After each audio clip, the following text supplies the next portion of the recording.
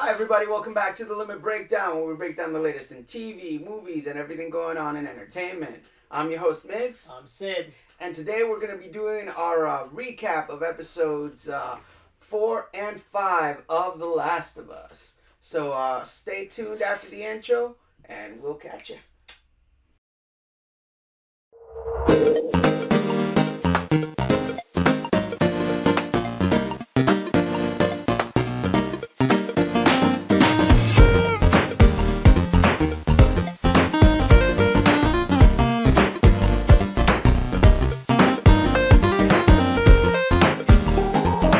Welcome back, everybody, to the Limit Breakdown. Today we're reviewing episode 4 and 5 of The Last of Us.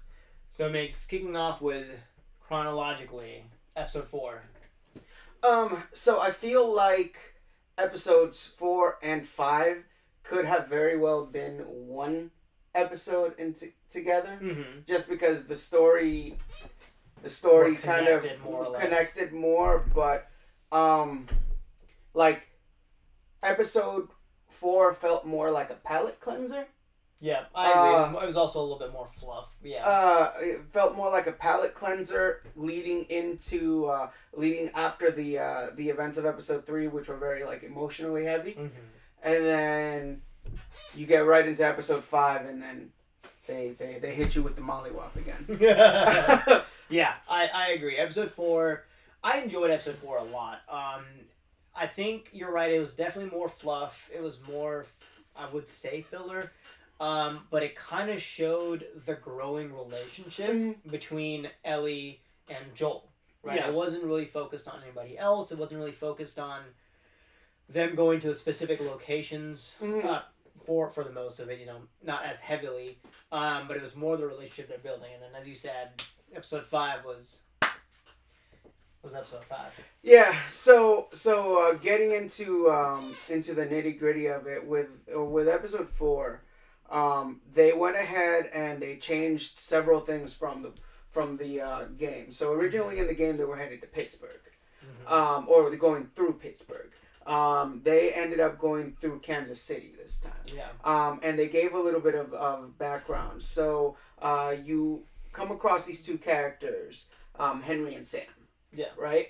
And they gave us a much deeper backstory than what the game provided us. In the game, Henry and Sam were not part of a community. They were part of a group that stumbled into Pittsburgh, and Pittsburgh was being ran by this militant group called the Hunters, and they were basically trying to kill anybody that was coming through and take their resources. So it wasn't, anything much more than that. Whereas they chose to make Sam and Henry a part of the community in Kansas City and give them an intertwining story as to why they were being hunted down by the Hunters, which was a little bit interesting, but I think it ultimately fell flat for me. I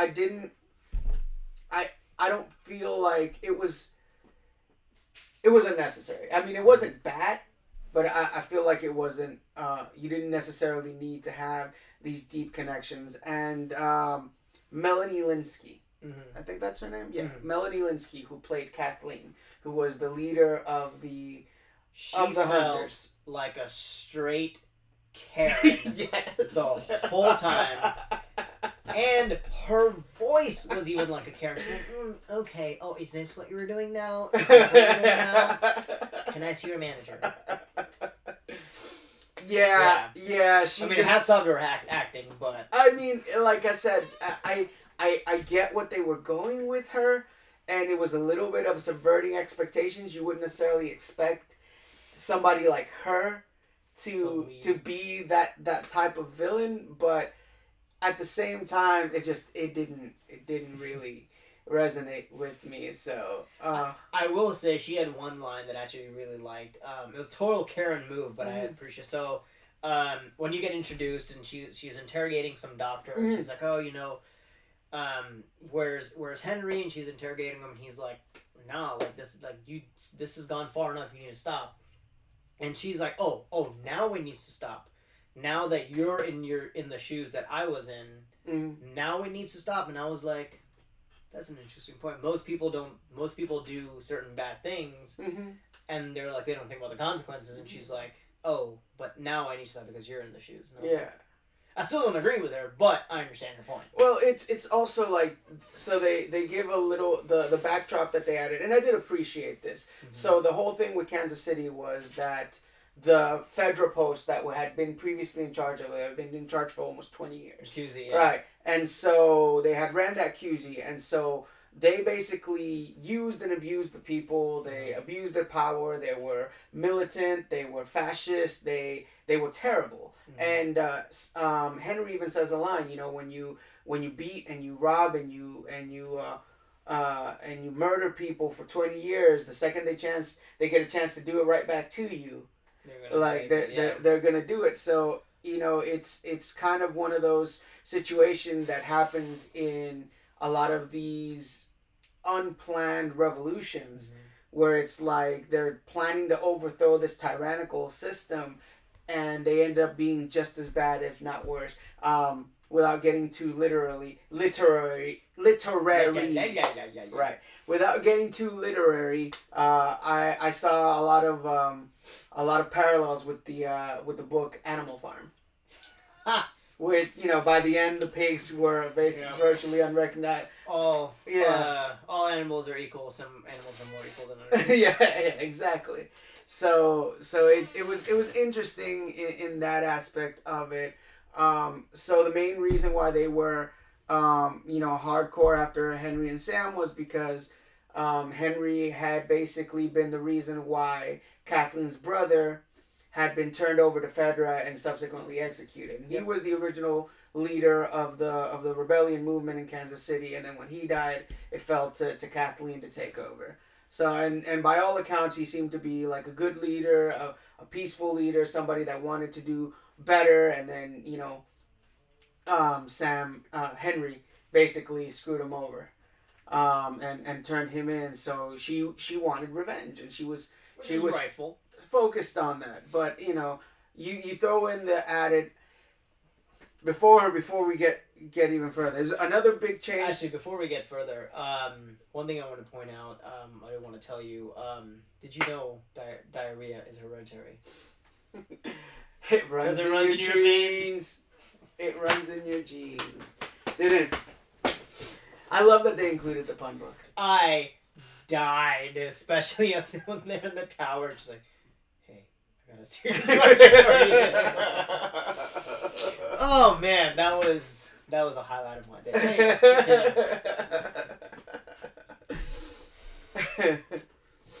Anyways, Anyway. I see why Joel laughed. No, but Sam and Henry.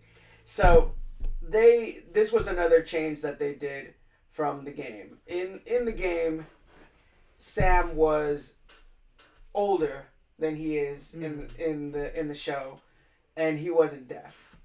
And so I think he was like a teenager. Or yeah, he was 13, I think. Yeah. 13 or 14. He's supposed to be close in age to Ellie. And here they chose to make him younger, and they made him deaf. Which on one side of it, it kind of amplified the whole Sam is dependent on Henry. Henry has this, you know, feeling of responsibility and protective nature over Sam. So I see why they did that. Yeah. And it did add a whole nother layer of depth to their relationship. To why he betrayed them. Yeah. Right? So yeah. Sam betrayed the people because Fedra was going to give Sam medicine that could help Henry with his leukemia. Yeah, so and that was the other thing. It's like it's not enough that he's younger, it's not enough that he's deaf. He also has to have leukemia. It's and like zombies. You're right. So I'm just like, okay, they're just piling on the tragedy over here. So that was a little bit. But to just kind of recap episode 4, you know, Joel and Ellie walk into the town, and it's plucked right out of the game. The scene with the truck, the guy kind of limping out, and you know, Ellie is like, "Oh, are we gonna help him?" And Joel's like, "No, nah." He's like, and then they plow him down, and that scene of the hunters trying to kill them, and then you opened up the episode with Ellie in the bathroom holding the gun against the mirror, fantasizing about utilizing. Yeah. And then in the aftermath of the crash, Joel is defending them. He tells Ellie to go and hide. Yep. And then he gets ambushed by one of the hunters from behind. The guy's got him on the floor. He's killing him, choking him out. And then Ellie is forced to come to Joel's aid and actually shoot the guy. And so you see the instant reaction, because it went from being, oh, I'm looking like such a badass, to now all of a sudden she actually had to shoot somebody, and the reality of that sinking in. So I thought that was very, very good. And then when Joel tells her to leave, so he can finish the job, you could tell she's just like, yeah, like she knew what was about to happen. And so there. I love that they implemented a couple of things from the game. Like they were trying to sneak into one of the buildings. The door was locked, and Ellie climbed into the window and unlocked the door. Yep. That was a cool thing from the game. That I remember the little cool antics that they had. And so, like you said, this game was episode 4 was more of showing you some smaller moments between Ellie and Joel, kind of them establishing their relationship a little bit further, and so they're leading into how they're going to get out of Kansas City. Mm-hmm. Now in the game, there was an outpost and a bridge. All right, there was an outpost guarding a bridge, and so they were trying to find a way across the bridge. They didn't implement the bridge this time, but they had, the city basically surrounded. So they go up into this high rise to kind of try to hide, and that's where they discover that that Sam and Henry had been following them this whole time. And so I found interesting that so when they go to the tower, Joel lays down glass, and Ellie's like, "What are you doing?" He's like, "Oh, so we hear them coming, if somebody comes." An opening of episode 5 is Sam and Henry having a gun. And when you see their episode, they see the glass and they just walk around it. And I'm like, if they can do that, what did Joel think? Like the other military people won't?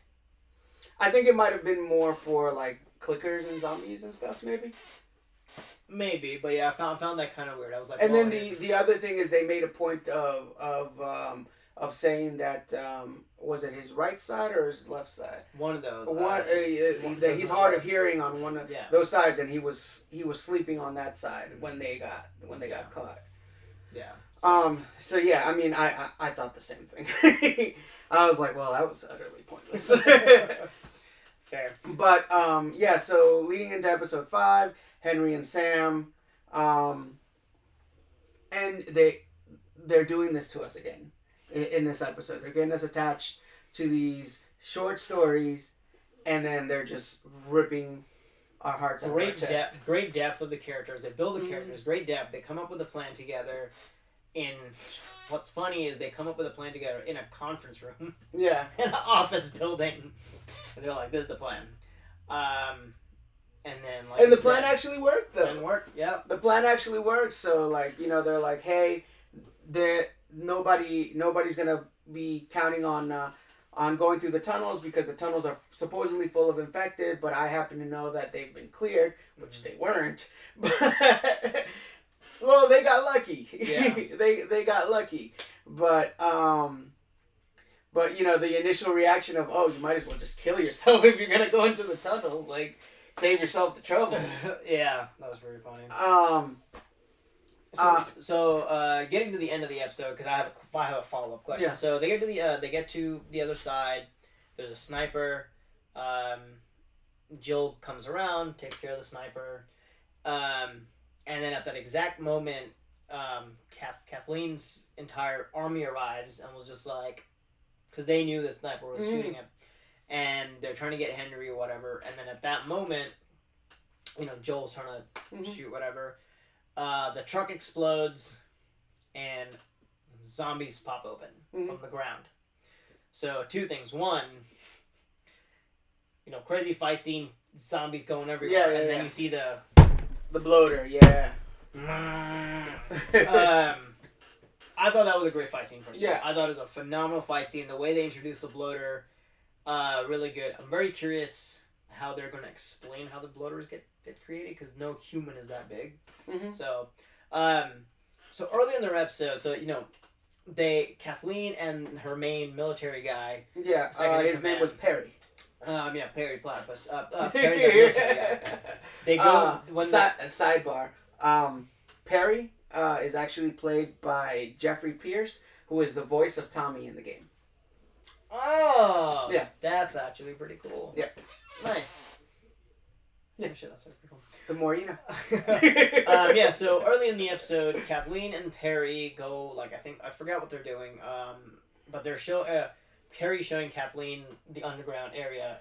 They were going from building to building looking for Henry and Sam. Yeah. Right, and in one of the buildings there was, I guess, a pathway to one of the underground tunnels. Mm-hmm. And Perry is trying to show Kathleen, hey, we might have a problem with these tunnels. Yeah. Because it's one... That was my question. It's broken in, mm-hmm. and then it moves. Yeah. So I was very confused. In my mind, I thought it was one of those, that moss thing, and that's what's causing it. Yeah. But then later in the episode, the ground just erupts, and those guys come out. Yeah. It seemed weird why those zombies would be moving through the tunnels, and so many of them, but then when Joel and the party go through, there's nobody. I found that kind of odd, especially in that close proximity. So the only thing that I can the only thing that makes sense to me is that Joel and them going through those tunnels made enough noise to initially alert the horde to start moving in that direction, and then by the time the army truck people explodes, and then that creates the opening because they were already basically following all the noise.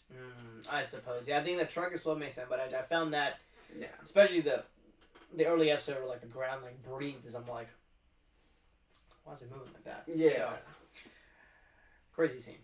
Yeah. So that was another scene. I mean, they took parts of that scene right out of the game. This whole sniper sequence was right out of the game, but they adding that twist with the with all of the infected, and I think that's the most amount of infected that we've seen in the show so far. Because they had runners, they had clickers, and they had the one bloater. Yeah. Perry getting killed by the bloater, and I love that they used the death animation from the bloater, because when you fight the bloater. In the game, if he kills you, he runs up on you and he rips your head off, just like they did my boy Perry. Yeah, that was great. That was brutal. Ellie running into the car and then hiding from the clicker. Oh my god, the little girl clicker. Yeah, that freaked me out because the clicker was and just climbs in, and I was like, oh my god. The moment before all of the infected come out of the ground. When Kathleen is giving her big speech, that I think is the only moment where I was like, that bitch, because it was just she was just like, come on Henry, come on out, you know what we got to do, we know we're gonna kill you, and he's just like, okay, but just let him go, and she's just like, all nonchalantly, she's like, I know why you did it. You did it to save your little brother. He's like, but, kids die all the time. Yeah. Maybe he was supposed to die.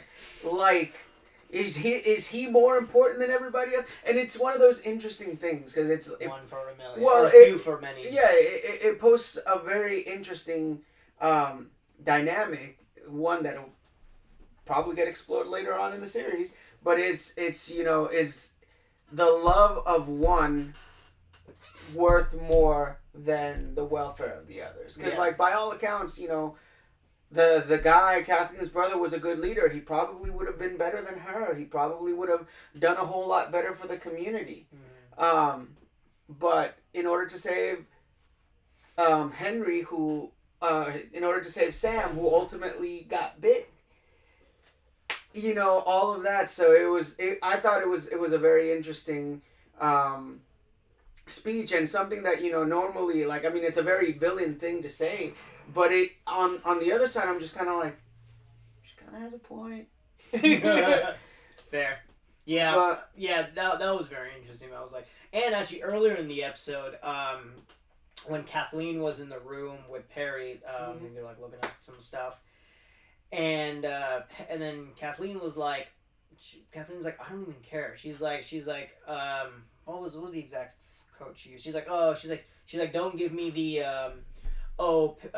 my brother wouldn't want you to do this. He wouldn't. She's like, I don't care.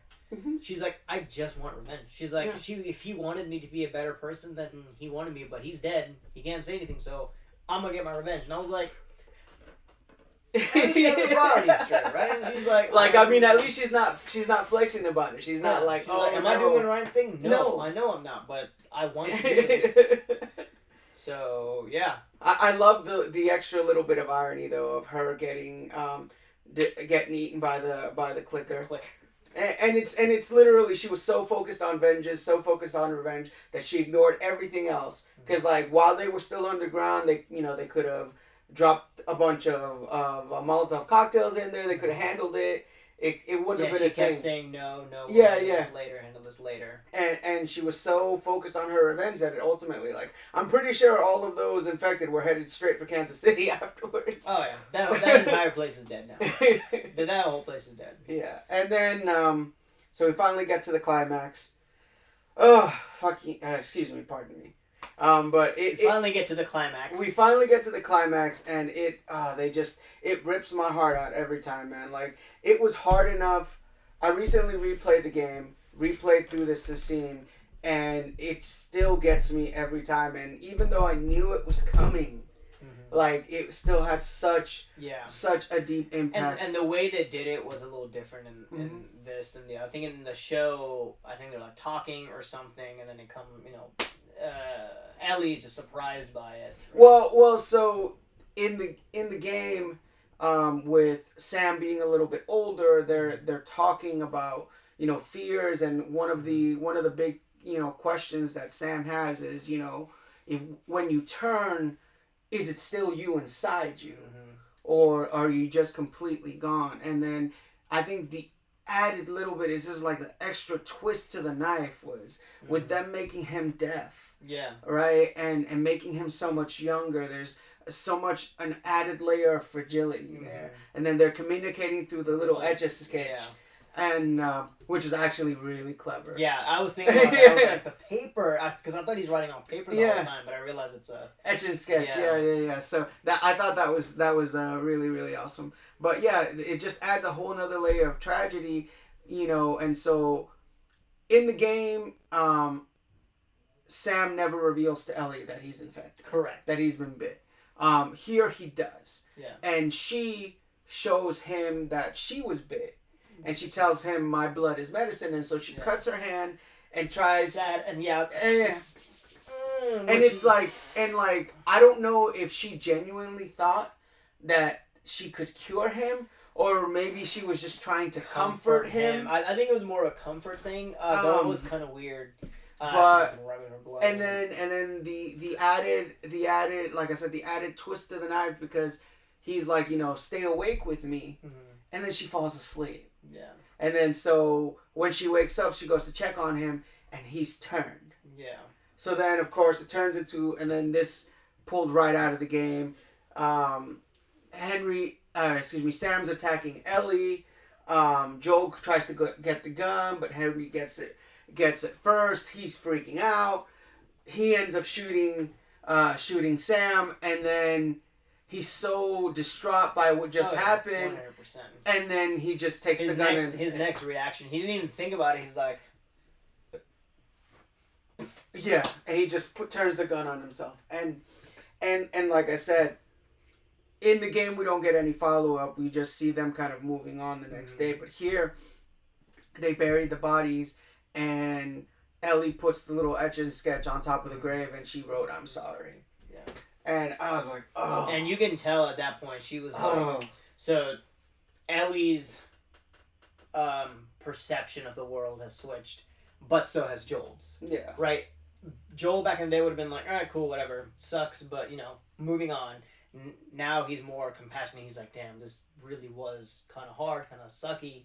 While Ellie was like, cool, moving on. So they have kind of switched their how do you say, their feelings, I guess, their personas. And I feel like, especially with Joel too, like he's starting to see that, like, he does care about Ellie. Like he's starting to care about her. Just, at first how he wasn't like really entertaining her shenanigans. You're just cargo. You go with the cargo. Yeah. And then little by little, that she's winning him over. Yeah. On the way to Kansas City, when when they're moving out of the highway, and he's like, nobody's gonna see us out here, and he's just like, well, I'm not worried about like the infected. I'm worried about people, and he kind of said that to kind of scare her a little bit, and then she actually got scared. Yeah, and he stayed. He stayed up. So yeah, no, I understand. So like they're slowly expanding on that growth, but man, like that. Yeah.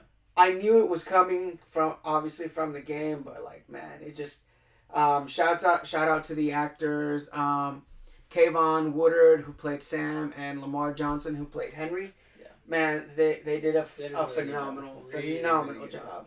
And like I said, to once again have these characters that are with us for a short amount of time, and then have them have meaningful, impactful deaths. Mm-hmm. Yeah, that was really good.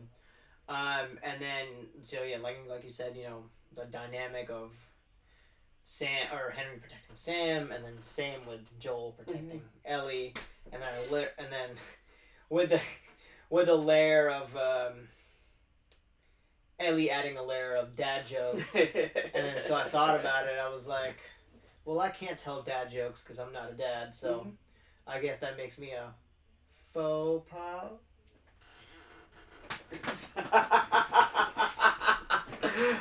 Get out. Alright, that was the last one. Alright. Final thoughts. Final thoughts. Episode 4, I thought was a good builder for Ellie and Joel's connection. Obviously, episode 5 was exactly kind of how the last one has been doing so far. Get us engaged, give us a backstory of a character, connect them to Joel, and then kill them off. But it was very well done. I really liked the bloater. I really liked Karen. Kathleen, whatever. I enjoyed it. Perry the Platypus as well. And I cannot wait for episode 6. Yeah. I really enjoyed it as well. Like I said, episode 4 was a little bit of a palate cleanser, and then right back to it with episode 5. I think it was at the heaviest in terms of action that we've had. So that was kind of a refreshing change of pace. But then, like I said, just the emotional, like I'm borderline questioning, like, what are we doing to ourselves? Like the emotional tax. But it's one of those things. Credit to one of my teachers. I forget specifically if it was my 8th grade teacher or if it was one of my high school English teachers. But they said that when a piece of when a work of fiction, whether it's written, whether it's in film, whether it's in whatever form, when a work of fiction can provoke you to have an emotional response, then it's gone above and beyond the expectation for it. And that's one thing that I think the show continues to do, is whether you love it or hate it, or shocked or whatever, but it is pulling all of these emotional triggers. Yeah, I agree. So overall, I think episode 4 and 5 fantastic. Yeah. So thank you guys for tuning in. we will be back next week with episode 6. Let us know what you thought in the comments, and we will catch you next week. On that, thank you guys for watching. Don't forget to like, comment, subscribe to the video. Check us out on all of our different podcast platforms, on here on YouTube, on TikTok, all the other things. So we appreciate you guys. Thanks for tuning in, and we will catch you next time with our next review.